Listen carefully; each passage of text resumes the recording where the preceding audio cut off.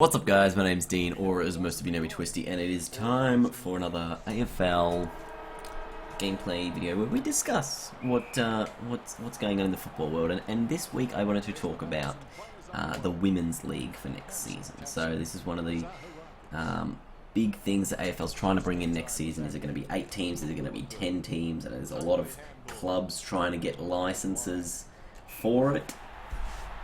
And you know, well, what's it gonna be like? So this is how it's currently set up: is that there will be 4 Victorian teams, and then 1 team each from WA, South Australia, New South Wales, and 1 in Queensland. So you've got 4 Victorian teams, 4 interstate teams, but they want to expand to potentially, you know, 4 more, wait, was it 2 more Victorian teams? So then there'd be 6 Victorian teams, because there's like 10 clubs trying to get 4 licenses. I think every single Victorian side put in to get a women's league side. Right, so first of all, the biggest problem with that is, like, is there a depth of talent, and how much talent can you spread between these teams? I didn't want to kick that there. And so last week, when I was at the Richmond V Long game, it was actually the week of the National Championships of the under-18 girls. And I got to see the grand final. It was a curtain raiser to, the Pool A grand final anyway, it was a curtain raiser to a Richmond V Long game. It was a very entertaining game, despite the fact Vic Metro won by 95 points, 95 to zip in the end. And it was just a scintillating performance by many of the girls, and a couple in particular stood out. Obviously the captain, who got the best on-ground medal, what's her name? Hang on, I'm looking for it here. Catherine Smith. She was very good. She had like 20 odd touches or something, and pretty much was just like setting up the play, kicked a goal herself as well. But there was this one girl in the forward line. Her name was Isabel Huntington, or Izzy Huntington, and she kicked 5 goals for the day. She kicked 4 in the second quarter. Just looked like she could dance around her opponents anytime she got near the ball. It was pretty magical to watch. Like, to be honest, I haven't seen someone with that talent for a while, like just absolutely tearing a team to shreds in the space of a quarter. Like, it was just pure dominance every time she got near the ball. In like, even the second and the third quarter, you just thought she was going to do something like amazing with it. So I thought that was pretty cool. And I think, you know, you look at players like Daisy Pearce, and you see like why they're the face of women's football, and you think, well, this could definitely go really well. And I think that what they're looking at here is, if they're going to expand to 10 teams, they have to take in younger athletes. So there's probably about 15 players that are under 18, or, you know, that are 17-year-olds, that are probably in the best 50, you know, women's footballers. So they have to take that into consideration, and there could potentially be, you know, lowering the age limit just so that they can get that depth of talent in and bring it to a 10-team league next season. Like, how crazy would that be? Like, 10 teams already, like, in one go. It was very good. Very good to watch, I must say.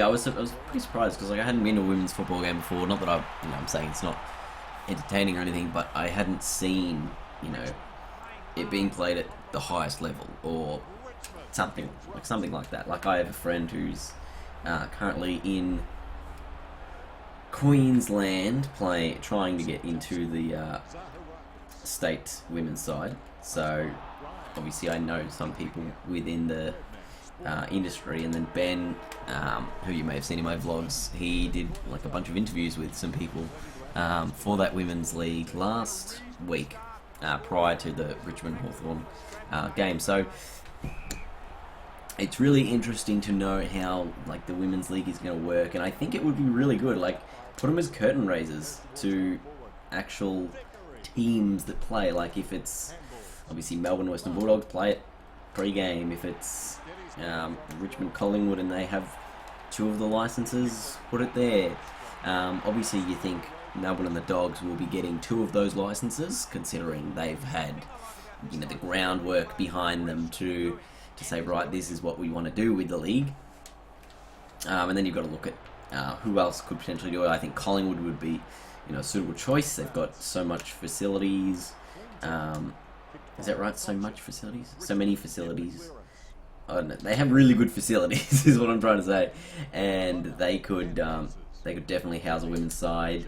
I think maybe Carlton would be potentially a good side. Richmond would be a potentially good side. And yeah, like the bigger clubs, I think would be probably smarter. Maybe Geelong, just so you can get that spread of teams. But yeah, it's pretty interesting stuff going down in the women's league. Hopefully it goes ahead next year.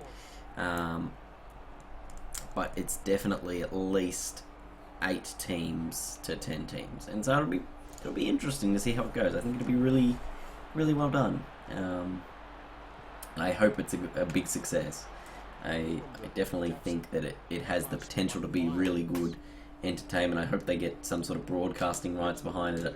I know Channel 7 did one of the women's games last year. They broadcasted the Melbourne Dogs game. I think last year Eddie had. But if they could get that, you know, they could get, you know, Fox Footy to do them all. You know, you just put them on like Press Red or something. At least they're there. At least their, you know, options are out there to see these matches, because they are very high level football, and it is very entertaining to watch. So, what do you guys think about the women's league next season? I think it's going to be pretty damn good.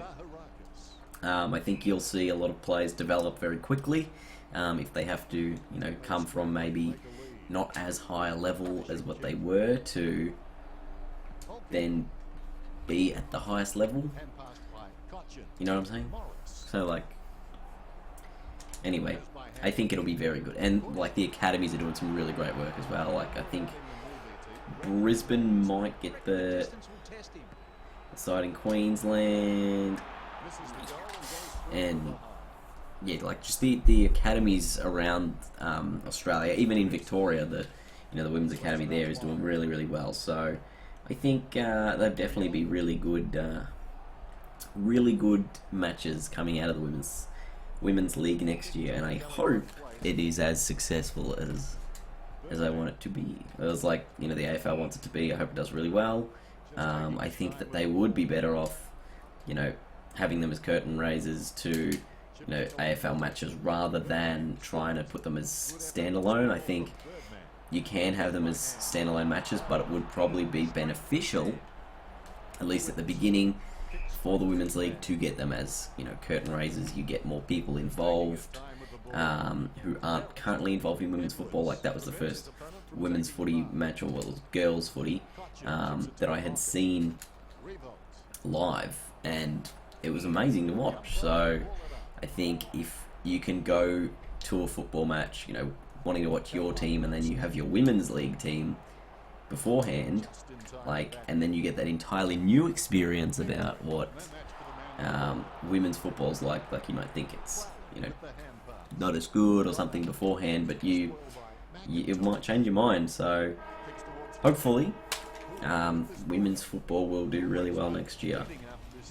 I think it's got the potential to be really, really good. So we'll have to wait and see on that one. But it's half time against these depleted Dons. Let's smash them, yeah? Thinking of doing some classic match scenarios. Not on this game, in AFL 2007.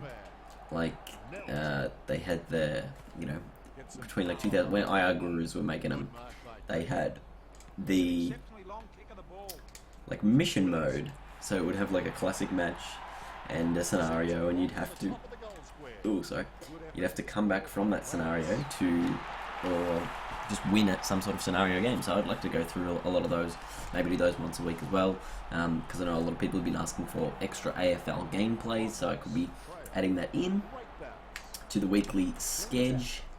weekly schedule, and just getting that done. So I think that'll be pretty cool. Pretty cool. Yeah, but definitely for sure. Let's get it done. Getting it done. Getting it done. Getting it done. Oh, the barrel. Dustin Martin's going to end up with like 6 goals here. How many has he kicked now? That's surely like 4. 2, okay. He's kicked the last 2 and I'm thinking he's kicked 6. Okay. There's Stephen Morris in the middle of the ground. Yes, it is. But for sure, guys, I will be at Richmond, Sydney on the weekend, so if you somehow find me, come say hi. Do it.